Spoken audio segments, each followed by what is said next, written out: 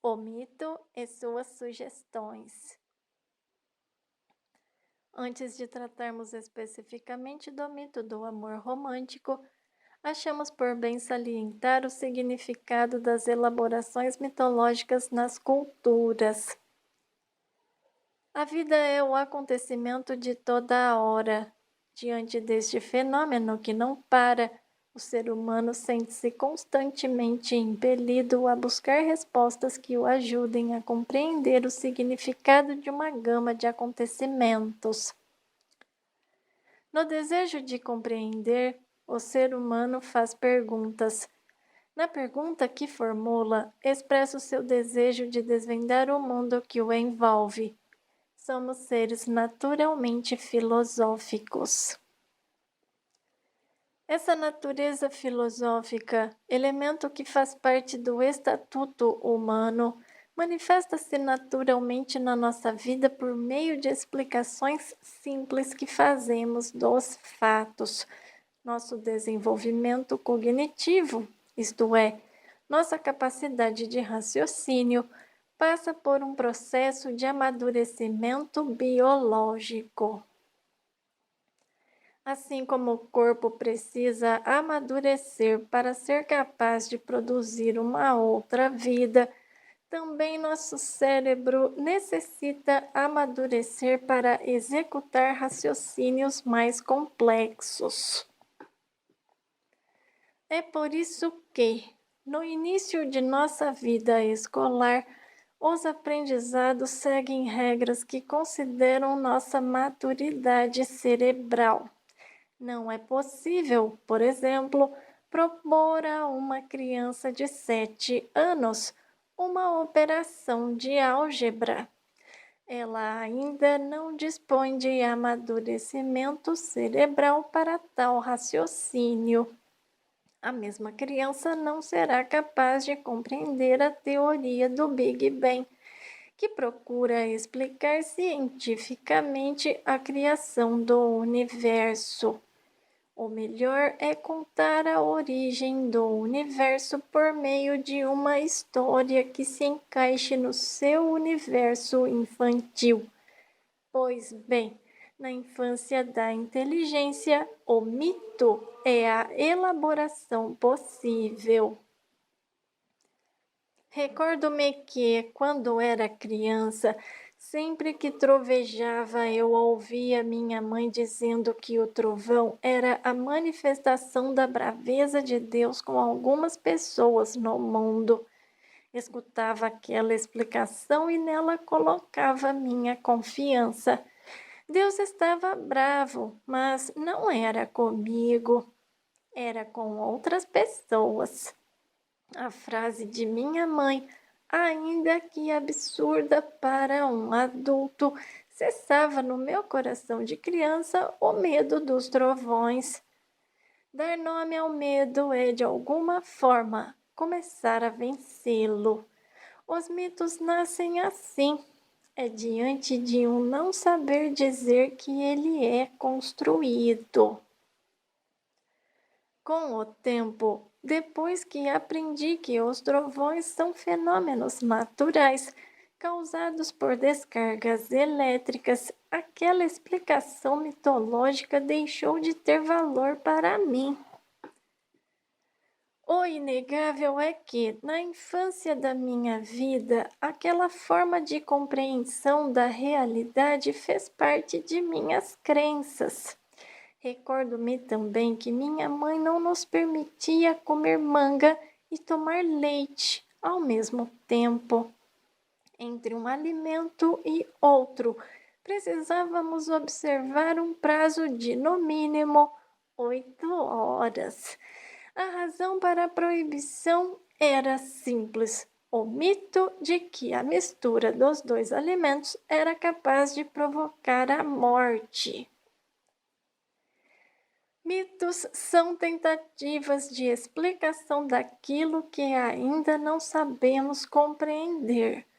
São sempre contados por meio de narrativas que prevalecem no tempo, isto é, passam de geração em geração e se perpetuam. Um mito está sempre cheio de intenções. Depois que vem a explicação racional para aquilo que antes era explicado por meio do mito, sempre fica o registro da explicação mitológica em nós.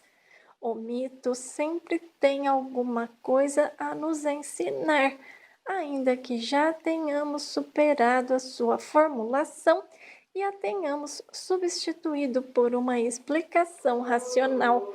É como se preservássemos uma inocência que pode fazer bem, mas também pode fazer mal. Depende das influências que os mitos conseguem exercer. Como já dissemos, o mito é sempre uma tentativa de explicação da realidade, fortemente marcado pela linguagem metafórica, isto é, uma linguagem que procura fazer uma leitura do mundo através de símbolos. O mito é sempre uma elaboração altamente sedutora e o símbolo está no cerne de sua estrutura. O símbolo fala por si mesmo, não carece de explicações. Uma linguagem simbólica não tem necessidade de ser aprisionada no que consideramos conceitual. Podemos dizer que o símbolo supera o conceito, porque parte do conceitual para entrar no horizonte da sugestão de um algo a mais. O simbólico é um instrumental para interpretarmos o mundo. As culturas são construídas e manifestadas através de símbolos. As catedrais na Idade Média representavam a supremacia do poder religioso. Os mosteiros eram os lugares reservados à salvação das almas, ao passo que as tabernas eram os lugares que evidenciavam a perdição assumida, a danação eterna. As construções góticas, com seus traços suntuosos, simbolizavam o desejo humano de alcançar o céu. As altas torres, as paredes talhadas por desenhos de movimentos ascendentes, legitimam um desejo de alçar a eternidade com as mãos. As construções romanas, sempre horizontais, expressam o desejo romano de conquistar o mundo, os territórios. Construções esparramadas, nunca voltadas para o alto, mas estendidas para a terra, para o horizonte. Símbolo de uma civilização que desejava incorporar o mundo como propriedade e tornar o restante do mundo uma extensão de Roma.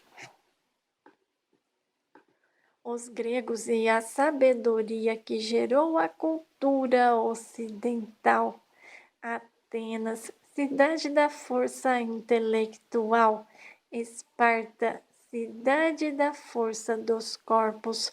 As duas cidades, de forte valor simbólico para a Grécia, parecem condensar e sintetizar a mentalidade de uma civilização que legou ao mundo a cultura da estética intelectual e a cultura da estética física.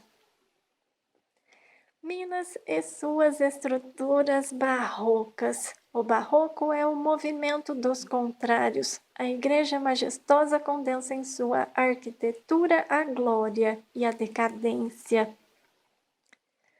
Numa mesma cena, há a grandeza de anjos sendo carregados por negros em processo de penúria e sofrimento. O humano e a dura missão de sustentar o peso do divino. A madeira talhada a canivete revela a mentalidade de um tempo. É a realidade expressa e contada no símbolo de uma época. A catedral tem boca e fala. Conta histórias de quem já não tem mais boca para contar. Revela, por meio do símbolo, o que só os mortos poderiam revelar. Símbolos são testemunhas históricas. Por meio deles, podemos fazer a leitura dos pensamentos que prevaleceram ao longo do tempo, pois eles condensam um universo inesgotável de informação. Mitos e símbolos são dois caminhos que se encontram constantemente. Eles se complementam e se transformam mutuamente. Assim como a catedral é um símbolo que varou o tempo e legitimou nas culturas a ideia de que Deus esteve sempre presente nas cidades por meio de paredes suntuosas, também o mito é uma forma de edificação que atravessa o tempo, legitimando e sugerindo um jeito de pensar. Podemos dizer que muitos mitos são tão sedutores que podem ser comparados às catedrais. Um deles é o mito do amor romântico.